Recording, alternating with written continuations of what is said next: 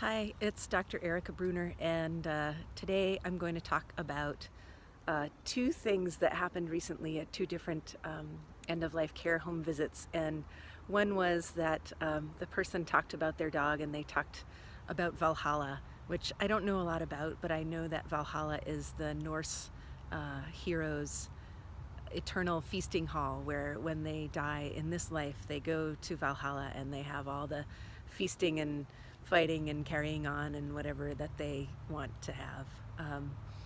And people actually have mentioned Valhalla in connection with their dogs to me before. And usually it's about a dog who's a very tough kind of warrior type fighter dog. But you know, it really got me thinking about Valhalla for everybody, for every pet, because and all of us, you know, we're all kind of fighters. We all have something that we have to go through and deal with, whether it's a difficult injury or circumstances, you know, like many of our pets are rescue pets and came from circumstances that were less than ideal, challenges they've had to go through maybe before we got to them and could give them such a good life as we do.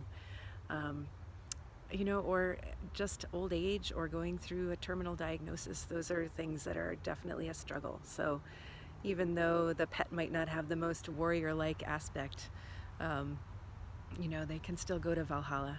And it made me smile to think about what kinds of things would be in each individual pet's Valhalla. You know, maybe your dog has a lot of tennis balls, or your cat might have a lot of strings. Our cat really loves to play with a string with a piece of paper tied to it.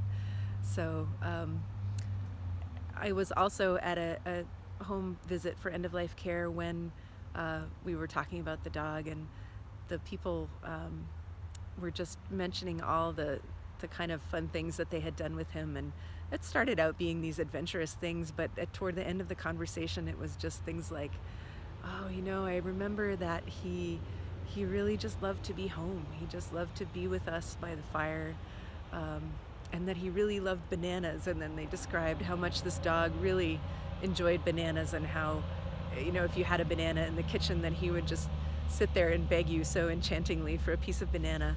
And that plus the Valhalla thing really got me thinking about, you know, what is a good way to connect with our pets, either when we've lost them or before we've lost them, when we're just thinking about how important they are to us and their whole lives, is that we could make a list of all the things that we know that they loved and they enjoyed. And if you're sort of preparing for end of life but your pet is still with you, you could use that list maybe to you know, revisit some favorite places, do some favorite things. And even if you can't do some of those things on the list anymore with your pet because they're just not physically able, you could still spend some time just sitting with them and talking about them, about the good memories.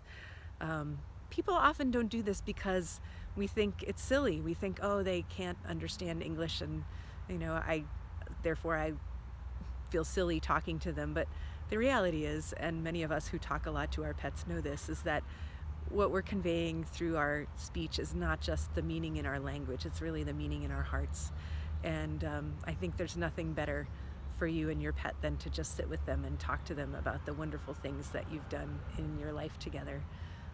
So I hope this video isn't too shaky, but I just thought it was nice to do things more off the cuff than with the tripod. And I thought I'd give that a shot. So, you know, take a minute and write down maybe 15 things that are going to be in your pet's Valhalla, and spend some time talking with them and being with them and maybe revisiting some of this. And if they're not with you anymore, you can still do that. You know, it may hurt, but I think it also reminds you of that closeness and that beautiful love that we share with them that's so important to us. So take care. Thanks for watching. If you have any questions or you'd like to make an appointment, just give me a call, 802-552-8224, or you can email me at info@heartofvermontvet.com. You can check out my website, heartofvermontvet.com. It has a lot of information. Thanks for watching. Bye-bye.